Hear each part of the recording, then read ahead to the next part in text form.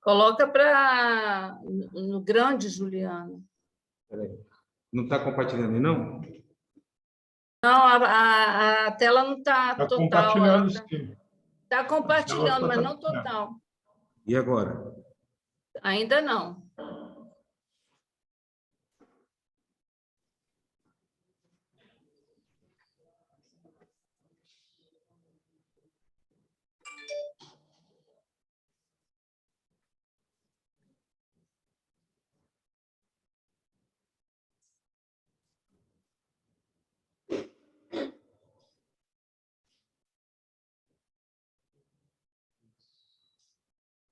Tá bom assim?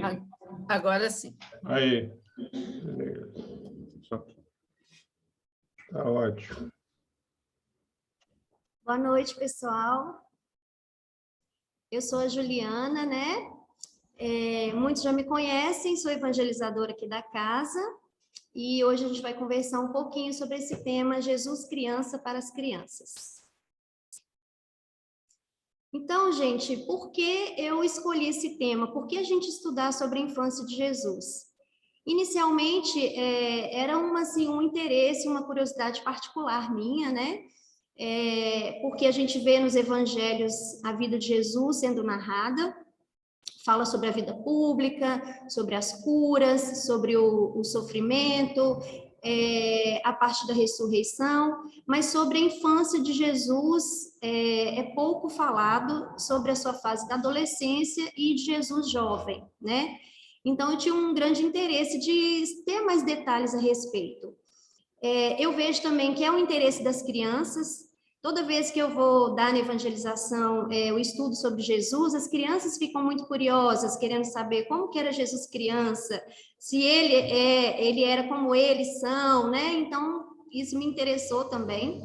E uma reflexão que eu tenho feito assim, constantemente como mãe, como evangelizadora, como educadora, Jesus que nos inspira tanto, né?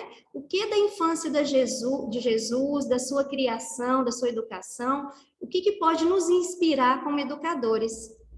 Que eu acredito que todos nós somos educadores de alguma forma, né? Se a gente não tem um filho, a gente tem um sobrinho, tem um vizinho, a gente convive com as crianças de alguma forma. Então, assim, eu acho que a gente pode aprender muito sobre a infância de Jesus, né?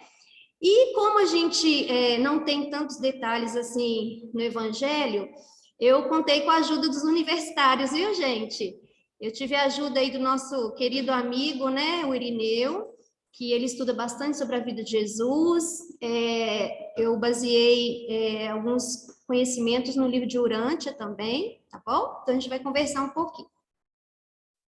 Então, a gente vai estudar hoje sobre a concepção de Jesus, nascimento, sobrevivência e proteção, a espiritualização, a educação dele e as considerações importantes. O que a gente vai falar é fazer um paralelo da infância de Jesus e a sua educação para a infância de hoje, esse momento que a gente tem vivido, como está sendo a nossa educação e o que a gente pode aproveitar nesse momento na educação dos nossos filhos. Então, concepção de Jesus, né? Jesus, gente, para ele encarnar aqui na Terra, primeiro foi um privilégio muito grande, né? A Terra, ela receber um espírito do naipe de Jesus para encarnar aqui. E houve todo um planejamento espiritual para isso. Então, foi selecionado o planeta que Jesus ia nascer, a região que ele ia nascer, a época, como que seria o seu corpo físico, como seriam suas características mentais, as suas qualidades espirituais, tudo isso foi muito bem planejado e pensado. E também teve, assim, foi selecionado a dedo, vamos dizer assim, quem seriam os pais de Jesus. Ali na região da Palestina, entre todos os casais, foram selecionados 3 casais, e, por fim, ficou Maria e José. Por que Maria e José? eles tinham uma combinação ideal de parentesco racial que representasse a humanidade. E eles, gente, tinham dons de personalidade acima do normal. Apesar de serem pessoas comuns, eles tinham, sim, esse dom da personalidade. Então, assim, Maria tinha a questão da força dela, ela vinha de uma linhagem de mulheres fortes. José também tinha a questão da honestidade, do trabalho. Então, isso foi muito cuidadosamente pensado, né, para que eles pudessem ser os pais de Jesus, tá? Então, anúncios da concepção de Jesus, né? Primeiro a gente teve anúncios do nascimento de João Batista. Então, Zacarias, ele recebe a visita do anjo Gabriel, falando que Isabel teria um filho, eles teriam um filho, apesar da idade já avançada de Isabel, e o nome da criança seria o João Batista, e ele seria o precursor de Jesus, né? O braço direito ali de Jesus. E depois Maria, ela recebe também a visita de Gabriel, avisando que ela teria um filho, que seria o filho de Deus. Depois de alguns dias dessa visita, Maria, ela vai visitar Isabel, né? E elas juntas ficam muito felizes, alegres e gratas pelaquela oportunidade de serem mães. Então, a gente vai falar um pouquinho aqui sobre a importância da gestação. Naquele livro, Nossos Filhos São Espíritos, fala dessa importância da gestação, né? Da responsabilidade que um casal tem quando ele recebe um espírito como filho. E eles falam que a gente deve se preparar para receber um filho, né? De preferência, mesmo antes da concepção. E, em alguns casos, a gente tem a questão da gestação não desejada. Eles falam que, de preferência, né, que a gestação seja desejada, bem vivida, mas a gente tem situações da gestação não desejada. Mas nessas situações, são causas diversas, várias situações podem acontecer, mas sempre tentar trabalhar o acolhimento, o amor nessa gestação, pensar que aquele espírito chega numa família não é por acaso, provavelmente ele já tem uma ligação com aquela mãe, uma ligação com aquele pai, às vezes até uma missão junto daquela família. Então, é muito importante uma gestação e que nós, como sociedade, que a gente possa apoiar as mães, gente, que é um período, assim, eu penso pelo tempo que eu vivi, minhas 2 gestações, é um período de muita transformação. É muito lindo, mas tem muita transformação. Então, a gente apoiar essas mães, né, nesse processo. Então, vamos falar um pouquinho do nascimento de Jesus. Jesus, gente, ele tinha um contrato de casamento com Maria. E quando Maria fica grávida, ele fica, né, meio em dúvida ali. E ele tem um sonho, né, de que aquele filho que Maria vai ter é filho de Deus. E que aquele filho, ele deve colocar o nome de Jesus. E assim, José faz. Então, depois José e Maria, né, precisam viajar de Nazaré para Belém para fazer o recenseamento lá do imperador Augusto, e Maria acaba tendo o bebê ali naquelas condições, né, na estrebaria, naquelas condições simples ali. Era da tradição judaica do nascimento de uma criança, toda vez que nascia uma criança, era uma situação de grande alegria, de júbilo, né? Então, assim, até hoje a gente vê isso, né, gente? Quando nasce uma criança, as pessoas gostam de visitar, aquilo é uma alegria. Então, Jesus, ele recebeu visitas diversas, né? Ele teve visita dos pastores, que, demonstrando a alegria deles, eles cantaram hinos. Tinha outra tradição também judaica, que era a circuncisão de todo menino que nascesse. Então, no 8º dia, Jesus também se submeteu à circuncisão e recebeu o seu nome de Jesus, como Gabriel ordenou. E depois, logo em seguida, Jesus ele foi apresentado no templo, né? Porque na tradição lá, quando nascia uma criança, era como se a mãe ficasse impura. Então, a mãe ela tinha que passar por uma purificação. Então, o que eles faziam? Levavam um animal para ser sacrificado em prol da purificação daquela mãe. Então, Jesus foi apresentado no templo e Maria foi purificada. nas visitas de Jesus, a gente teve também os sábios do Oriente, né? Eles estavam sabendo que tinha nascido aquele rei dos judeus, eles queriam saber onde estava Jesus para eles visitarem. E Herodes também soube daquela história, né, do rei dos judeus e sentiu-se ameaçado. Então, ele pediu que os sábios, quando encontrassem o menino, contassem para ele onde estava o menino. Só que os sábios, eles receberam em sonho um aviso para que quando eles voltassem da visita de Jesus, eles passassem por outro caminho. Então, Jesus, gente, logo que ele nasceu, ele passou por ameaça séria de vida, né? E fazendo um paralelo aqui, o que seriam as ameaças que as nossas crianças se submetem no dia de hoje, na atualidade, né? Eu penso nas as ameaças muito voltadas para a violência física, a violência verbal, a violência psicológica, a violência sexual. Então, a gente ter esse olhar atento para as nossas crianças, porque elas também acaba que estão submetidas às ameaças. Fatos angustiantes e risco de vida de Jesus, né? Então, José, ele recebe em sonho, né, a orientação de que ele fuja para o Egito, porque Herodes quer matar Jesus, e assim ele faz até que ele receba uma segunda ordem. E Herodes, sentindo assim muito bravo, porque ele foi enganado pelos sábios, e ele não conseguia encontrar Jesus, ele ordena que todas as crianças da região, com menos de 2 anos, fossem assassinadas, né? Então, no livro de Urântia, fala que teve um total de 16 crianças que foram assassinadas. Então, José, depois que Herodes morre, ele é avisado para voltar com a mãe e a criança para Israel, e eles acabam voltando para Nazaré. E aí, né, em Nazaré, Jesus já tinha ali uns 3 anos e pouquinho, 3 anos e alguns meses. Jesus lá em Nazaré, ele cresce forte, ele tinha muita sabedoria e ele era abençoado por Deus. Então, Jesus, gente, tirando esses fatos mais assim, ele era uma criança como outra qualquer, como as nossas crianças. Uma criança muito curiosa, que gostava de brincar, que gostava muito de aprender, né? Ele estava sempre perguntando, e eu fico pensando assim, a gente com os nossos filhos, eu vejo que meus meninos me colocam em cada situação, faz cada pergunta, eu penso assim, gente, imagina Jesus, o que ele não perguntava, né? Colocava, acho que Maria e José em situações difíceis. Então, assim, ele era uma criança muito ativa e muito curiosa, e ele vivia ali, rodeado da família, dos amigos e com outras crianças também.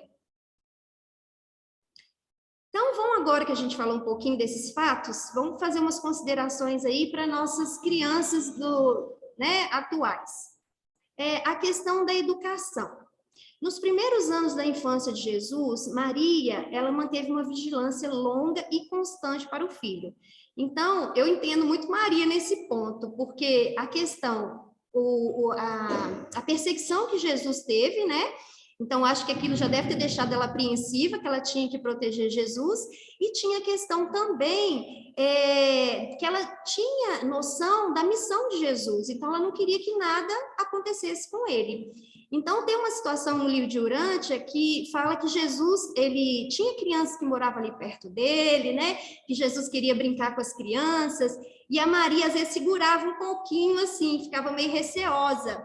E José fala para ela, né? Abre os olhos dela, fala, não, Jesus, ele precisa se relacionar com as outras crianças, ele precisa conhecer as pessoas, ele precisa conhecer o mundo. E aí eu achei muito legal essa passagem, porque eu parei para pensar em mim, né?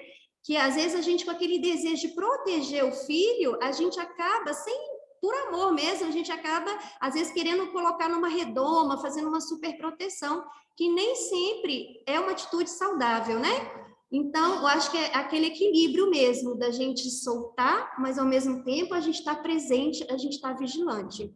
Então, Jesus, ele começa a brincar mais com essas crianças, mas Maria, ela estava sempre ali, presente, sabendo o que estava acontecendo com o filho, tá? A questão das brincadeiras, gente, olha que legal também que eu fiquei refletindo, né? Na época de Jesus, a gente não tinha brinquedos eletrônicos, a gente não tinha os jogos, né, os games, a gente não tinha rede social, Instagram, Facebook, TikTok, não tinha WhatsApp, tinha nada disso, né? Então, Jesus brincava ali de uma forma muito solta, muito natural. Tem uma passagem que eu li que ele brincava com pedaço de madeira da carpintaria, pedaço de tijolo, né? Então, é aquela brincadeira que explora muito a criatividade da criança. Nos nossos tempos atuais, a gente tem essa tecnologia muito desenvolvida, né? Mas vamos ver como é que a gente pode trabalhar com isso de uma forma equilibrada. As brincadeiras, gente, o que a gente observa? Elas permitem que a criança ela aprende muito sobre ela mesma e sobre as outras pessoas e sobre o mundo. Quando elas estão com outras crianças, elas estão socializando, elas estão aprendendo sobre elas, sobre o outro e sobre o mundo. E isso é fantástico. Eu observo, assim, no nosso trabalho de evangelização, ainda mais quando a gente faz trabalhos externos, como que as crianças têm essa troca, esse aprendizado, elas vão descobrindo o limite dela, o limite do outro. Então, é uma forma, assim, muito bacana deles aprenderem. A questão do brincar livre, né, que eu falei, que Jesus tinha muito brincar livre, então eu faço uma reflexão para a gente também nos nossos dias atuais, né? Nessa vida corrida que a gente tem tido de pais, de educadores, o quanto de tempo, de espaço, de presença a gente tem reservado para levar as crianças para essas brincadeiras livres, a conexão com a natureza, a conexão com as outras pessoas, com o mundo lá fora. Então, acho que ainda mais depois da pandemia, né, que a gente viu que as crianças ficaram muito fechadas, muito enclausuradas. E acaba que mesmo as coisas estando melhores agora, muitas ainda ficaram presas a esse hábito de ficar mais dentro de casa, com jogos, sem socializar. Então, acho que é um momento muito oportuno para a gente refletir sobre isso, né? Nas brincadeiras, gente, as crianças também expressam muito a questão dos sentimentos, né? E elas criam como se fosse um laboratório da vida lá fora. E é fantástico, gente, eu fico admirada de ver uma criança brincando. Se me deixar, eu fico, assim, um tempão observando. É muito interessante. E aí eu venho falar de novo da tecnologia. Não estou aqui com a intenção de condenar a tecnologia, né? A gente sabe tanto que a gente tem tido benefício com esses avanços, inclusive na educação das crianças, né? Elas estão avançando muito, aprendendo muito, mas a gente fazer uma reflexão sobre o equilíbrio também. Um dia desse, na Escola dos Meninos, no Colégio Santa Catarina, teve uma palestra sobre a segurança na internet. Então, gente, como que os nossos filhos estão sendo expostos a temas, programas, coisas que não são apropriadas para a idade deles? Eles estão, assim, prematuramente, sem maturidade, tendo acesso a determinadas coisas que não são para as crianças. Então, acho também que é um momento de muita reflexão, ponderamento, a gente estudar, a gente ler a respeito, a gente se ajudar como pais, para a gente poder filtrar o que a gente está oferecendo para os nossos filhos, né? Eles têm tanta capacidade de aprendizado, mas o que a gente está permitindo que chegue até eles, né? Então, a questão da brincadeira, novamente, socialização, cria vínculos, relações de confiança, isso é fundamental para eles crescerem. De novo, eu falo da evangelização, como que eles já têm vínculos, sabe? É tão lindo ver eles brincando, eles compartilhando, eles trocando, negociando. Então, é muito importante isso para o desenvolvimento de uma criança. E, gente, nós estamos vivendo um contexto social tumultuado, né? Depois dessa pandemia. Então, assim, eu acho que a gente tem mais momentos dessa troca, de conversar a respeito. Nós somos a primeira geração de pais que está lidando com esse boom tecnológico, né? Então, está sendo novidade para todo mundo. Então, a gente buscar se apoiar também. Aqui na Casa Espírita, além da evangelização, a gente tem um grupo de pais, que é possível a gente discutir vários assuntos da atualidade envolvendo, da educação envolvendo crianças, né? Inclusive, esse tema da internet já foi introduzido, vão ser vários estudos Então, acho que é muito importante também a gente buscar apoio, né? Buscar ajuda e fazer um movimento mesmo, não ficar passivo, deixando que as coisas vão acontecendo e só vai virando uma bola de neve, tá? Então, a gente tem observado que tem tido um aumento muito considerável de crianças com doenças mentais e aumentando muito a questão do suicídio nos jovens, né? A questão das redes sociais, que eu estava vendo, tem indicação de idade, gente. Instagram, TikTok, essas coisas, a partir de 12 anos, a gente vê crianças muito novas, já tem seu canal, já põe seus vídeos e tudo. Até essa exposição, essa questão da pedofilia que está muito intensa. Então, a gente tem muita vigilância, a gente fazer como Maria. Maria soltava, mas ela estava ali, vigilante, ela sabia o que estava acontecendo com Jesus. Então, acho que a gente também tomar as rédeas, né, da nossa maternidade, da nossa paternidade, e falar assim, não, peraí, se lá fora tem crianças que têm acesso a determinados conteúdos, aqui na minha casa é a gente que vai determinar, a gente que vai escolher. Então, a gente estar muito atentos, né, e a gente buscar essa força, esse grupo de apoio para a gente apoiar uma infância plena e digna, porque eles merecem e eles estão precisando.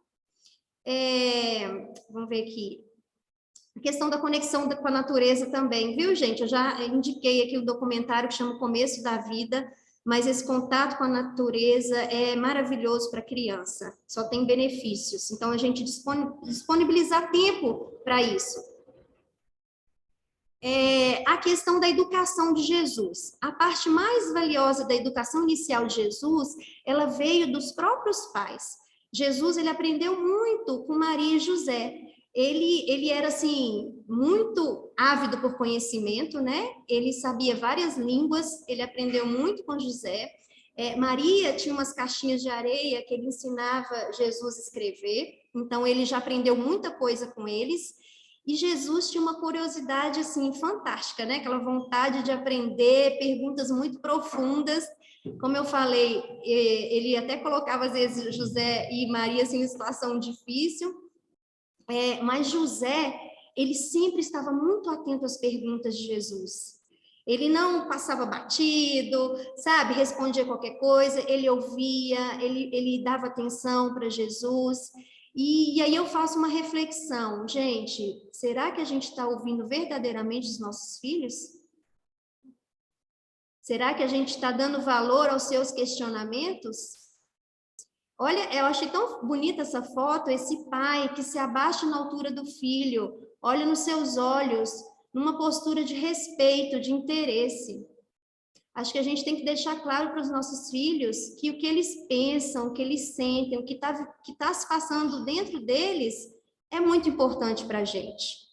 Então, a gente fica muito atento a essa questão do diálogo. Em que a gente está colocando a nossa energia, o nosso tempo? A questão também, na infância de Jesus, o valor do trabalho, né? Jesus, ele gostava de cuidar de seus irmãos mais novos e ainda criança ele foi iniciado no ofício de carpinteiro. Então, tinha lá essa tradição, né, entre os hebreus, do filho aprender o ofício do pai. Hoje em dia não é assim mais, né? Mas o que eu paro para pensar?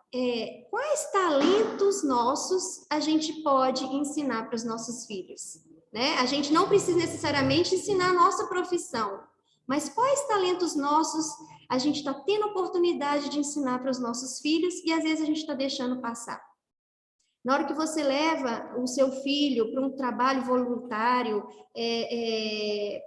mostrando ali, exemplificando a caridade, você está ensinando um talento para ele. Isso é valioso, isso ele vai levar para o resto da vida. Então, a gente tem muitos talentos que a gente pode ensinar para os nossos filhos, né? A gente ficar atento a isso, a gente querer e a gente fazer. Jesus, ele tinha muita questão da cooperação com a família e a disciplina no lar. Maria, ela era muito amorosa, mas ela também tinha muito forte a questão da disciplina, né? Então, sim, gente, a gente precisa da disciplina, e eu acredito muito, que eu já falei, da disciplina respeitosa. A gente não precisa bater, gritar, ser violento, agressivo com uma criança. Eles têm uma capacidade de compreensão, o cérebro deles tem tanta capacidade de aprender, de entender, é a gente que às vezes acaba subestimando, né, a capacidade das crianças. Tá? Então, vamos estar atentos aí como é que a gente está dialogando também com os nossos filhos. Jesus, em termos de educação moral também, espiritual, ela foi muito, a base dela foi ali no próprio lar, né? E aí eu também reflito sobre isso, né? O que está sendo valor para a gente na atualidade, como pais? Né? Será que a gente está dando o devido valor à questão da espiritualidade? Eles estão aí ávidos também por conhecimento, cheios de perguntas, florescendo. Então, vamos ver em que a gente está colocando a nossa energia. Jesus também ele era altamente educado, ele entendia profundamente os homens e os amava com devoção. Né, gente? Olha que lindo isso. E com certeza ele recebeu muito dessa educação dos seus pais. E Jesus, ele era muito alegre, bem-humorado, gostava de brincar. Eu vi que no livro de Urântia, que até 14 anos, Jesus, ele tinha muito essa personalidade da alegria, do brincar, né? E aí eu paro também para refletir o tanto que a gente põe essa leveza, essa alegria na criação dos nossos filhos. Não é porque a gente vai educar que tem que ser sisudo, que tem que ser violento, que tem que ser agressivo, a gente pode colocar alegria, assim, dentro do nosso lar, né? E quero falar um pouquinho aqui sobre o amor, né, gente? Todo ser humano tem um desejo inato de ser estimado. Então, não adianta de nada disso que a gente falou, que a gente conversou agora, se a gente não tiver o amor. O amor, o afeto, ele é a base, né? A criança, ela precisa muito desse amor, ela precisa ser nutrida pelo amor dos pais. E a gente expressar isso, porque às vezes a gente acha, mas claro, é óbvio para ele que eu amo ele, mas nem sempre a gente expressar, a gente falar que ama, a gente dar abraço, a gente olhar no olho, se abaixar, olhar no olho da criança, falar, filho, eu me interesso por tudo que acontece com você, vou estar sempre do seu lado. Sabe? Isso para mim é uma coisa muito forte, uma coisa que eu procuro fazer com os meus filhos. Eles saberem que eles podem contar comigo sempre, né? E, gente, além do amor, eu acho que é um trabalho incessante. Eu coloquei aquela leitura preparatória, né, que fala do trabalho incessante de Jesus. Ele está sempre trabalhando, né? E a gente, como pais, a gente está sempre trabalhando, um trabalho incessante, e eu acho que não é só na infância, não, acho que é para o resto da vida, a gente vai ter essa conexão forte com os nossos filhos. Então, assim, queria deixar o recado da gente sempre acreditar nos nossos filhos, né? Jesus, ele acredita na gente, ele vai atrás até da última ovelha. Então, a gente nunca desistir. Depois que eu tive meus filhos, eu criei esse lema para mim, nunca desistir. Quando eu vejo que eu estou esmorecendo, que eu estou passando por uma situação difícil, eu falo, não, eu vou respirar e eu vou mais um pouquinho que eu dou conta. Então, assim, nunca desistir, porque Deus confiou na gente quando Ele nos permitiu ser pais de uma criança, né? Então, aí, essas lindezas sorrindo, porque é delas o reino dos céus, nessa pureza, nessa alegria, nessa simplicidade, nessa espontaneidade, né, gente, que é maravilhoso. Quem convive com crianças sabe que a gente muito mais recebe do que dá, né? É muito bom. E para dar uma palhinha aí do nosso trabalho de evangelização infantil, né, que a gente procura contextualizar aí os ensinamentos de Jesus. Hoje a gente teve esse momento de defensores da natureza aqui no bairro Jardim da Montanha, né, que a gente está trabalhando sobre a questão do respeito à natureza, o amor, a proteção. E aí eu vou dar uma palhinha para vocês, tá bom?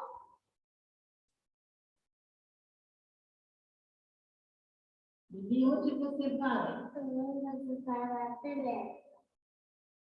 Mamãe natureza,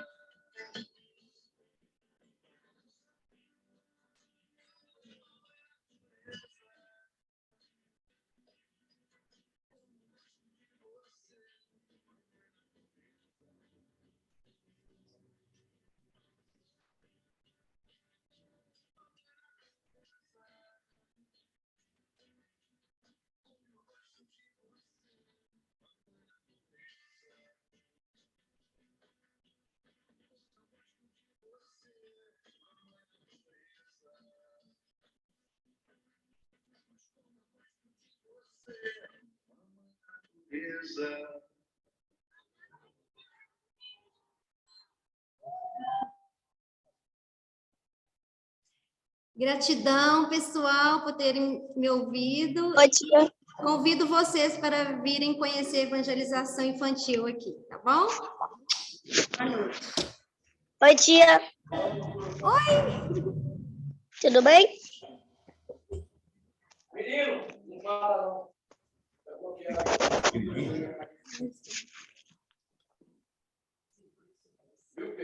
Uhum. Oi. Oi, Pedro.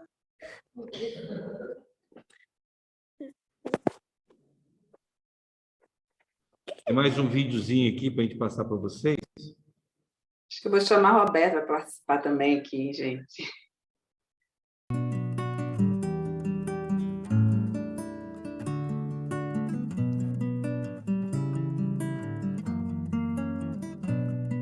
Felizes aqueles que juntos trabalham com boa vontade. Felizes aqueles que juntos oram pela humanidade. Bem-aventurados os mansos e humildes. Bem-aventurados todos que vêm em paz. Felizes aqueles que choram, pois eles serão consolados. Felizes os simples de espírito, pois deles é o reino dos céus. Bem-aventurados puros de coração, bem-aventurados porque verão a Deus. Bem-aventurados os pacificadores, porque serão chamados os filhos de Deus. Bem-aventurados vós sois o sal da terra, Bem-aventurados vós sois de Deus a luz.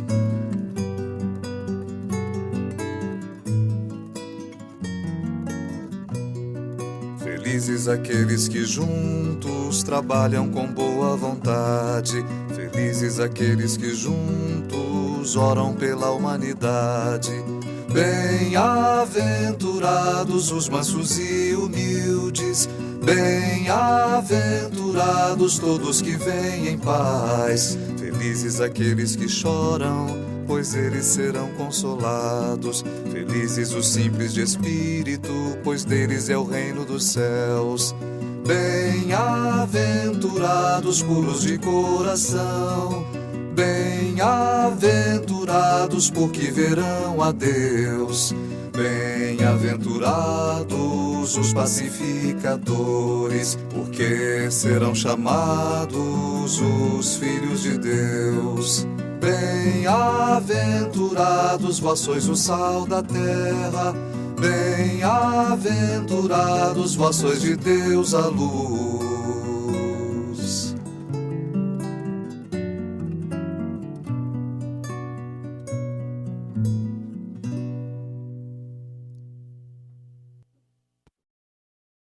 Bom, sendo assim,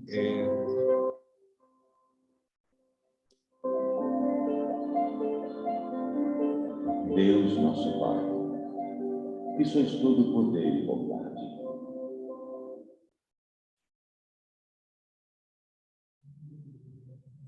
vamos então, eu vou pedir para Kelly fazer nossa prece de encerramento e depois nós fazemos nossas considerações finais. Então vamos fechar os nossos olhos. Todos me ouvem?